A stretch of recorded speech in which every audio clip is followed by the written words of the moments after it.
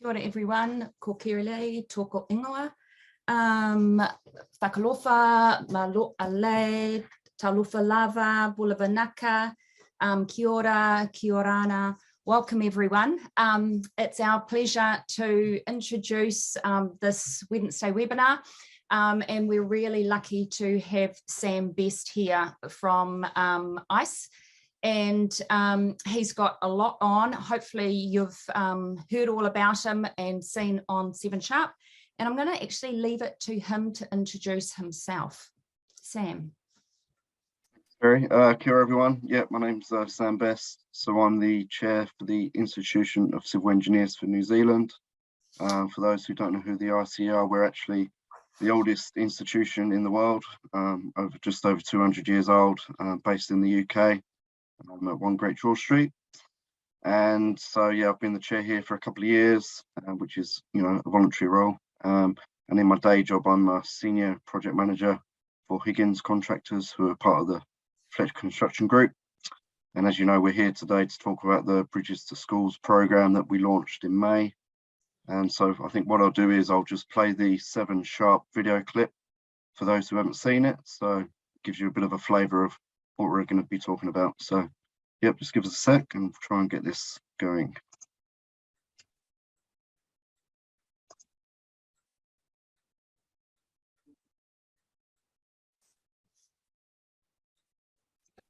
New Zealand needs construction, and with a housing shortage, the need for infrastructure is urgent. But to make that happen, we need a ton of engineers. So a grassroots exercise is underway to get children thinking about careers in civil engineering.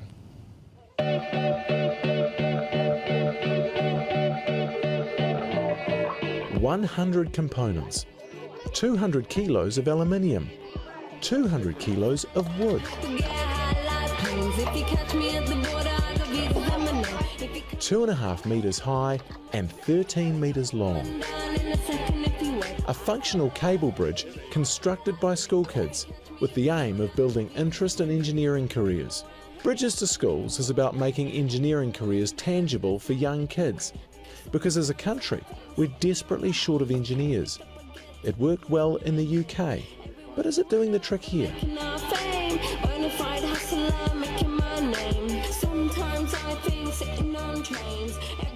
And for more on this, we're joined by Sam Best, the chair of the New Zealand Institution of Civil Engineers. Thanks for your time, Sam.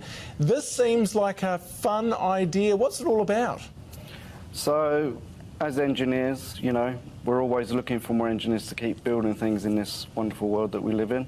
And we're looking for people with an unbreakable spirit, I guess like the rugby team play for Matia Hawks. And we're always looking for people who love to problem solve. And that is what engineers is in essence. And what we want to do is we want to take an interactive project to schools where they can have that hands-on experience and literally build a bridge. And as you'll see from the filming today, the kids absolutely loved it. And how many civil engineers are we short of, and how many do we need coming through the ranks? So at the moment, we've got about 8,500 engineers across the industry. And when I last looked, there's actually about 2,000 short. So there is a lot of people short at the moment in the industry, and that's just in New Zealand. Worldwide, there's actually a massive shortage. And the reason why we had this program is we're hoping to inspire the next generation of engineers for Higgins and hopefully further in industry. Sam, we hear a lot about the demand for builders, but why are engineers so important? Engineering, if you look around you, everywhere you look has some form of engineering.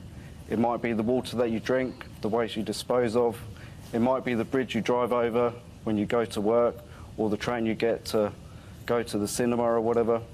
You know, it's all the way around you, and it can be that even the tiny little components of everything you look at all around you is all done by engineers, and a lot of people don't realise that. And it's such a fantastic industry to be in. No day's the same.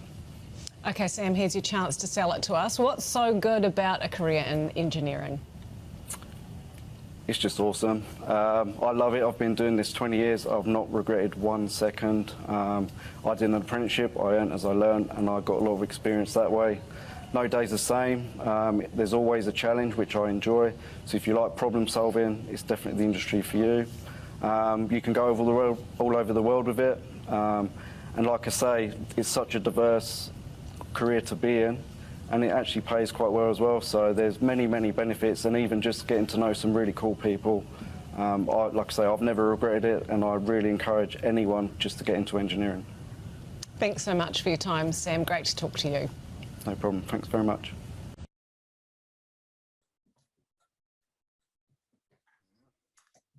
Excellent, Sam. Thanks for that. So what I'd like to do is, with the format of today, is talk a little bit about you and about engineering, and then talk more about the program itself, the Bridge to Schools program.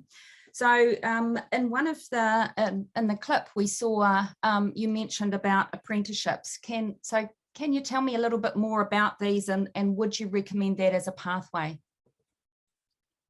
Yeah, so an apprenticeship is very different to a traditional degree model, in that you can go all the way to get a degree, but you very much learn a far more practical hands-on experience as part of the course.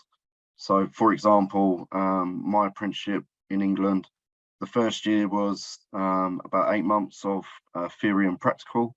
And then we was at the college, which was the biggest construction college in Europe at the time, probably still is, because it's actually an old RAF base, which is really cool. It had 3 hangars, one for scaffolding, one for plant, and then one for general construction. So you literally, for example, I'd do scaffolding for a week, I'd drive machines for a week, I'd do concrete laying for a couple of weeks, and then go in the lab and then do some surveying, all that kind of stuff. And then when you're not doing the learning, you're then going to work. So I'd be on, my first job was the Channel Tunnel rail link. So I was building tunnels to connect up to the Channel Tunnel, all the way up to London. And then basically it was rinse and repeat for, I think it was 4 years in the end. And I ended up with an HNC. But like I say, you can actually go all the way to degree level if you want. And the beauty of it is you literally earning money whilst you're learning. So you don't come away, from uni with a bit of a debt. Obviously, companies do pay for degrees as well here. So yeah, it's just one of many pathways, but in my personal opinion, it's certainly the best because you get that experience and nothing beats experience. And so you are able to do apprenticeships in New Zealand? Yes. Okay. Yeah. Yeah.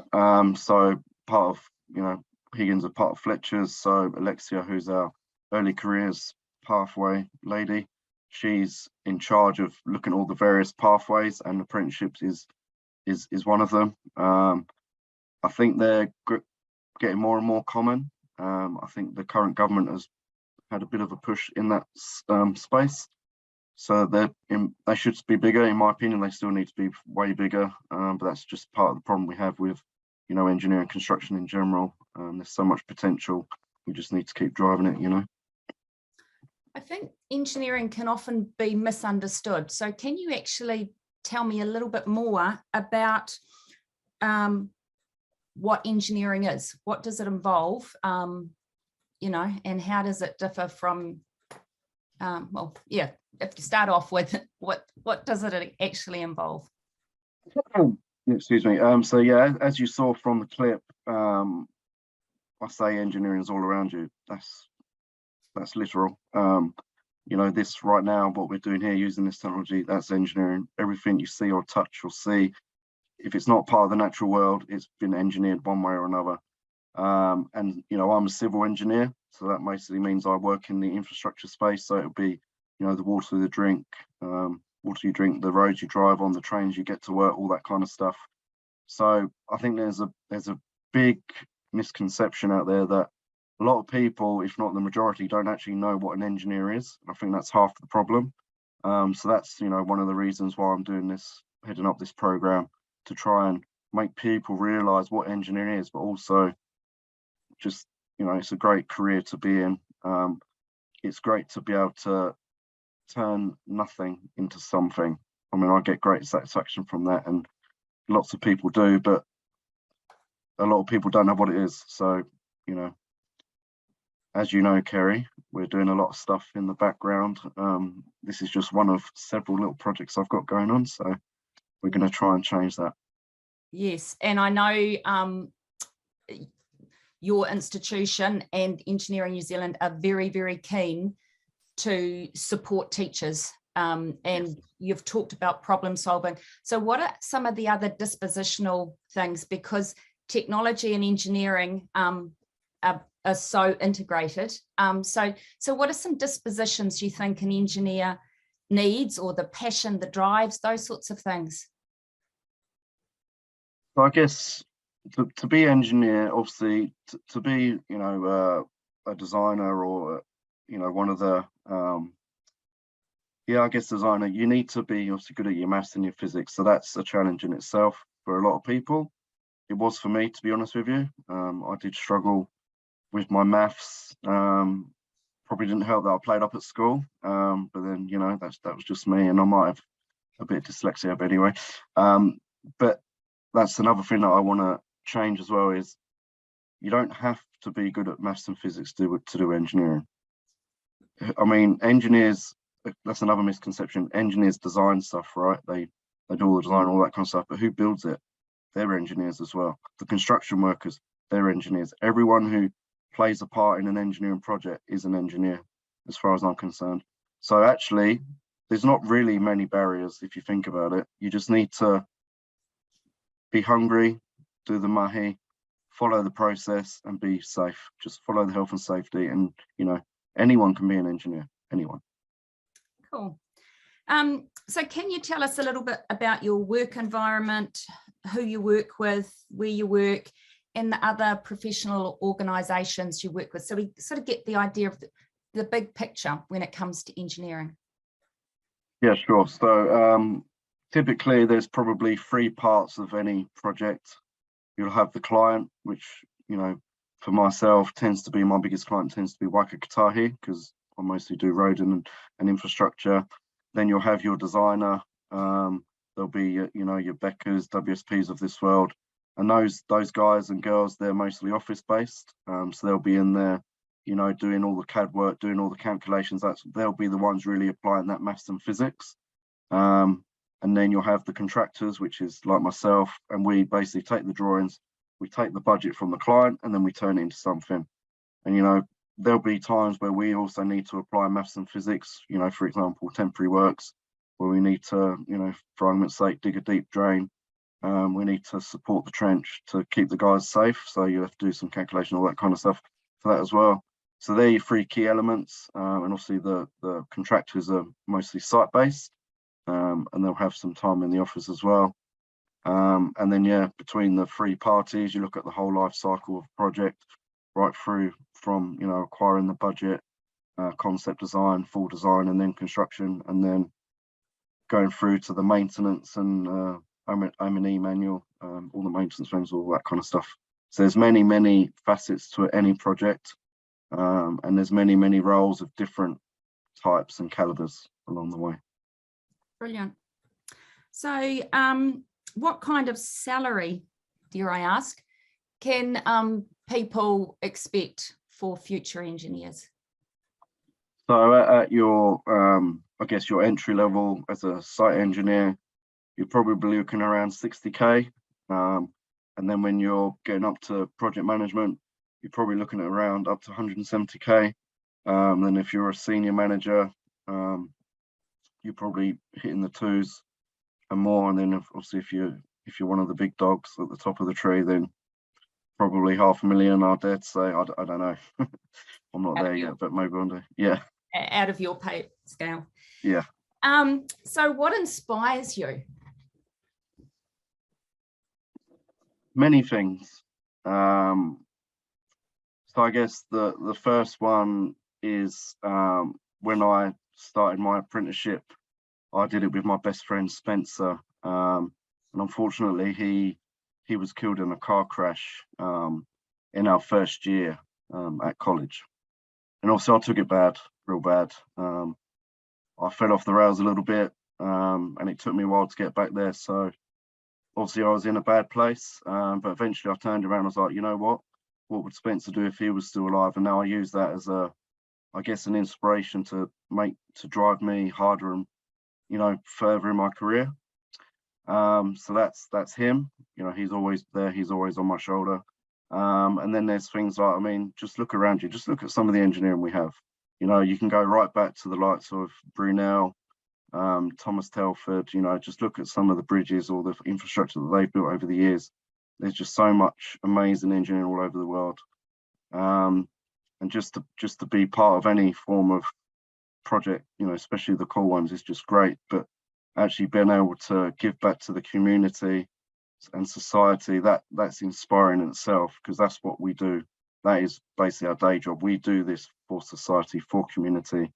And yeah, most recently is probably who I spoke to about the other day, Kerry, is some young kid called Blake. So he reached out to me after seeing the 7 Sharp through his granddad. He's got dyslexia, and this boy, he made I think he said an engine powered boat at the age of 4. And he sent me photos, his granddad sent me photos of him fixing up a car. The kid's only 11.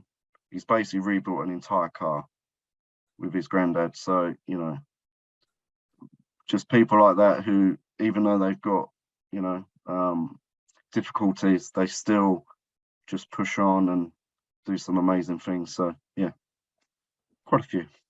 Awesome, thank you, and thanks for your honesty. TENZ has been really lucky to work with you, and we've got a whole lot of projects. We've been working for years building up the relationship, and Bridges for Schools is one of them that you've developed. So can you just now, if we move into this amazing project, which is now available to schools, can you tell us a little bit more about what it is and what it does and how we can get it? Okay, so yeah, Bridges to Schools. So it's a 13-meter long bridge, about 2.5 meters high. It comes in various components, so you need a pretty big room or at least a flat piece of ground, preferably out the rain.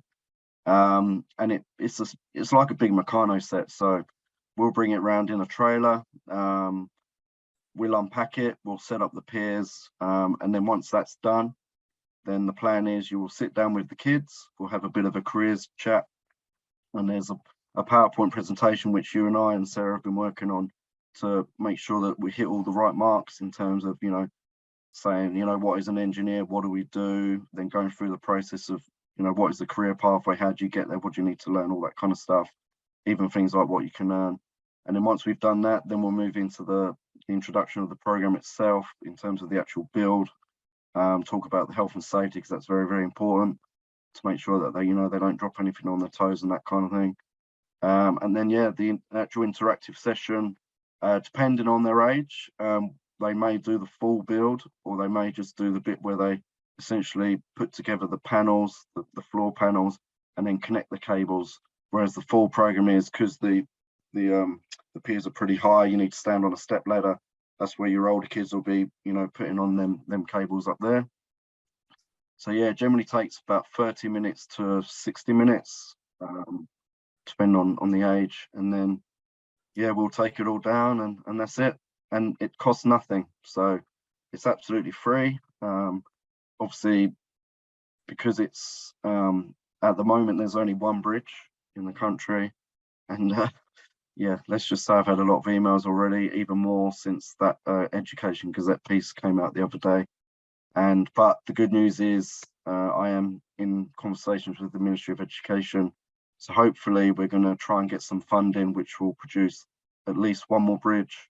So hopefully one for the South Island and potentially a third one, so we can have 2 in the North Island, because obviously the population's higher here. And then, yeah, it's just a case of emailing us. It's the australasia.ice.org.uk address, which is what Annie runs, our Australasia manager. And then, yeah, I'll just pop you in the schedule and we'll try and get you as soon as we can. That's fantastic. So it's a matter of contacting the organisation, and then you'll be able to negotiate. So does it go in a school hall? Is that the best thing, or does it not matter as long as it's somewhere flat? Yeah, preferably inside. just purely because of weather. That's literally the only reason why you tend to do it inside. So it can be in a school hall, it can be in one of them classrooms that all join together, you know. But the main thing is it just needs to be flat, really, because obviously the way the bridge is built, it can't be on a big incline because it just won't fit together as snug as it should. So yeah, that's the main thing, flat, inside preferably, but it doesn't have to be. So in the summer, you know, hopefully we can do some of it outside as well. So how many students would be engaged at one time working with the construction of it? So typically 12 to 16, because how you work it is you essentially have two halves working towards the middle, and then you'll have various roles. So you'll have the guys and the girls who want to carry the floor panels. That's one job. Then you'll have the ones that actually connect the panels together with the big dowels. That's that role. And then the last role is to basically connect all the cables. So you've basically got 3 roles, and generally you work in pairs. So that's why you say at least 12, but you can do a bit more, 12 to 16. Anything more than that, you tend to have people just standing around too much. So then would they assemble it and then it gets disassembled and then another group be able to go through that same process again in the same day? Absolutely. Yep. I mean, obviously depending on demand and how many classes you want to put through each time, then yeah, absolutely, it's just rinse and repeat. Probably allow, you know, 2 to 3 hours max per session, and again depending on age, depending on the careers talk, because we'll probably have a different version for the primary school kids or the slightly younger ones, because we don't necessarily want to give them the full PowerPoint presentation. I think we just need to do another presentation for that, but for the older ones, yeah, they'll have the full session. And you're able to bring in engineers so the students can actually talk with a real engineer, as well as getting involved with the bridge program. Yes, so every single session will have at least one ICE member, because it's our program, so we have to be there. But yeah, generally speaking, we'll have 3 or 4 engineers, so the kids can talk to any one of us. Yep, teachers as well, anyone can talk to us. And one of the things the students really liked, the tamariki really liked, was wearing the vests and the helmets and things like that. So will they always be provided with the high-vis vests and the helmets? Absolutely. I've actually just had to order some because our president's coming in a couple of weeks from the ICE president. President hasn't been here for years. I couldn't tell you how many years, so it's a big deal. And we're actually going to a school in Auckland, but they want to use year 13, so they're going to be pretty big. So I've just had to order a load more. So yeah, we're going to have the full suite from, I think it's 3XS all the way up to XL. So yeah, we should be covered. Fantastic. Well, I think you've got a video as well that you can show us. Yeah, so this video is the promotional video. So I'll just share this one as well. Bear with me.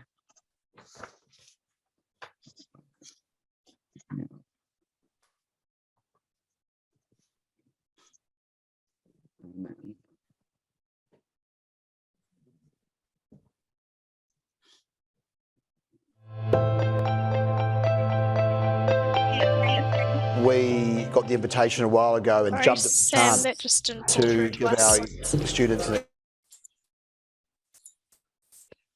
Might just be a different screen that you shared. All right. Right, let me try that again. Okay. Share screen. This one? Yes. Cool. Okay, right. Let's try that again, shall we? Sorry.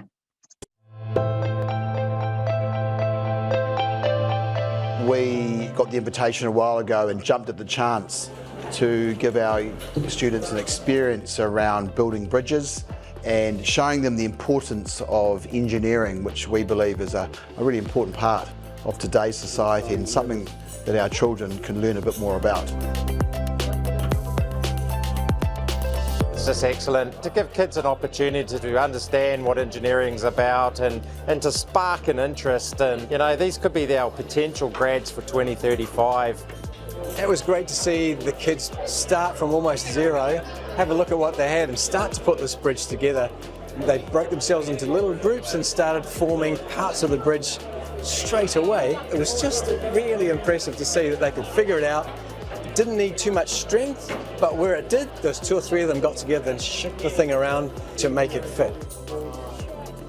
So they're learning the science, they're learning the physics, they're learning the technology, they're having to use their maths. Their oral language skills is amazing. They're working together as a team.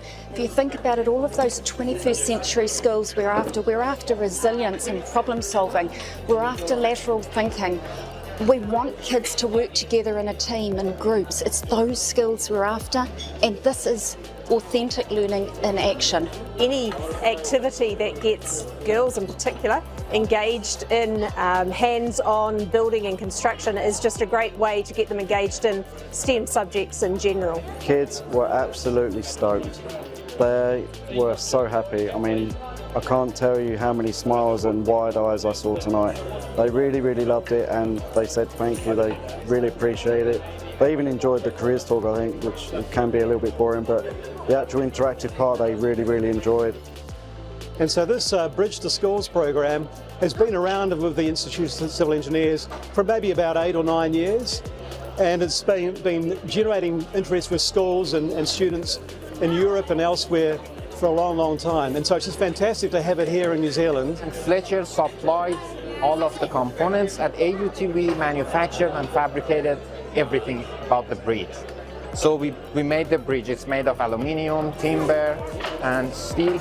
This is a great example of the partnership between AUT, Fletcher Construction and the Institute of Civil Engineers. And it's part of a project to encourage school children, young people to consider engineering as a viable career option. We know that engineers build the future. We're watching the next generation of engineers building their own future.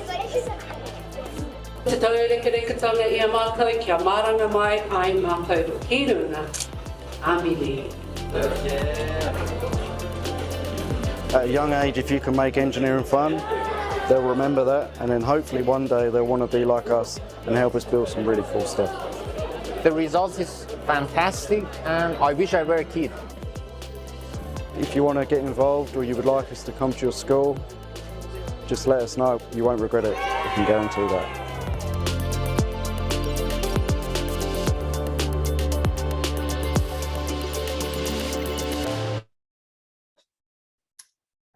That's amazing promotional video. I think it sums it up really nicely. Sam, have you got anything else to tell people about the program or about engineering in general? Probably a few things I could probably say. One thing you may have noticed in the 7 Sharp video, that at the end of the program, they get a certificate. Now, the really cool thing about this certificate is there's actually a little QR code on there. And if you scan that QR code in, you'll have the bridge on your phone or your tablet or whatever device you use, and you'll have it in your lounge. You can literally walk over the bridge in your lounge, in your garden, whatever. So that's just another little thing that we did just to make it a little bit more fun. And then obviously it's quite nice for the kids to have a certificate anyway. So they'll get that. And then the only other thing I wanted to share really is maybe I'll just share my screen again, because this is just some of the stuff that we have on the ICE website. So bear with me a second. All right, hopefully you can see that. So this is the ICE website. So if you go on to the education and resources part of the website, you'll see a few things. So we've got this interactive tool, which I'll show you in a second. But then you've also got down here all of these educational resources. So in here you can actually have some activities that the kids can do at home with their Wanui, or you can do in school themselves. It's got all of the stuff here, so all of these PDF files. and Kerry's actually been working with us to try and ENZify some of these. The one that isn't on there, but it should be on there, but you can ask us, you know, when we get it finished, is the zombie apocalypse. That one looks really cool. But yeah, there's plenty of stuff on here for you to share with them in class, or like I say, at home, for the different age groups. And then yeah, if I show you this, this is this City Zen. So basically it's a 360-degree careers expo. It's like going to an expo in London. So if you go into here, for example, you'll see here that there's different parts about, you know, what engineering is, and it talks about career paths and all that kind of stuff. And we'll just walk around and all that kind of stuff, which is pretty cool. Also, which, as we're on topic, or will be the next big thing, if you don't know, is sustainability, which is another one of the little projects that Kerry and I are working on. So this here, I think it's this one here, is a pollution game. And then what you can do is you can actually play this game, and you can, you know, spend the money, save the world, all that kind of stuff, which is pretty cool. That's just something else that's on the website. So yeah, we've got lots of resources. This is obviously UK, which most of it is still relevant here, hopefully. And then, like I say, between Kerry and I and TENZ, we are trying to ENZify stuff, and we're going to try and, you know, provide a lot more material for you guys to use. Yeah, they're probably the last two things I wanted to mention. Brilliant.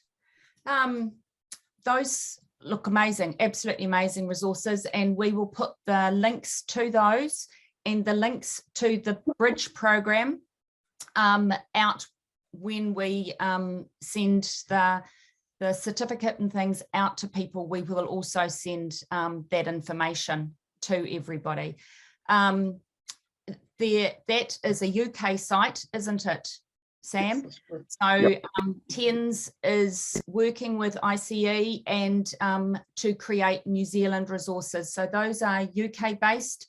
They're still really useful, but the technology curriculum is slightly different, obviously, than the UK one. So we are currently in the process of adapting it, and then they will be available through ICE and through TENZ.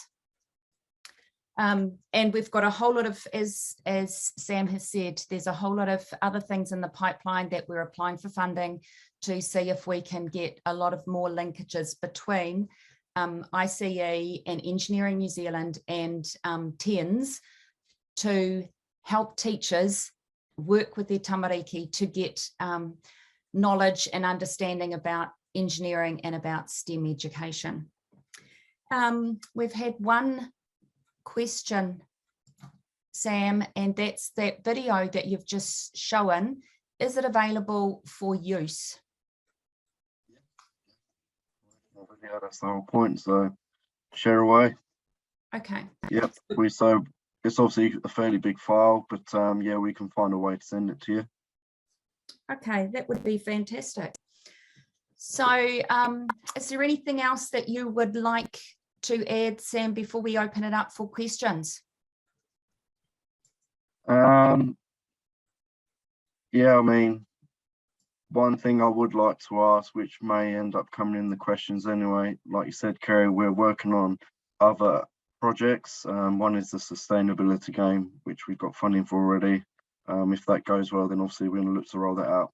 But the big piece that we're working on directly with the Ministry of Education is potentially an engineering program. So that's actually going to go into all schools across the nation if we get there.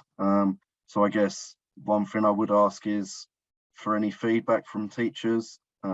Is there anything in particular you would like to see in that program?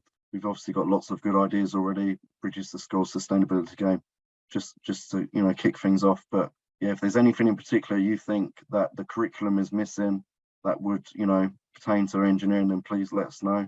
And then yeah, we can incorporate that as well, hopefully.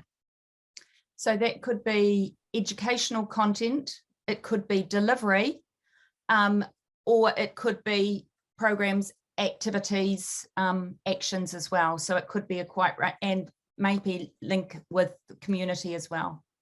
Absolutely, and that's something else that we're working on, aren't we, Kerry, with Engineering New Zealand, is essentially an ambassador. It's their program, but it's a bit of a collaboration. So the plan is to have an engineer associated to a school, and then it can be with things like the engineering program, but it can also be little things like, you know, they've got an issue with some of their drainage, for example. So who are you going to call? You're going to call your ambassador engineer first, because, you know, he's there to help. He's there to help the school, help the community, or he or she. So yeah, that's just another piece of the puzzle that we're trying to work on as well. Brilliant, thank you. So now, everyone, if there's any questions you would like, if you just pop them in the question and answer now, and Sam will be able to answer them. So that can be with regards to working with an engineer, sourcing an engineer, about engineering as a career, and also about the Bridges to School program.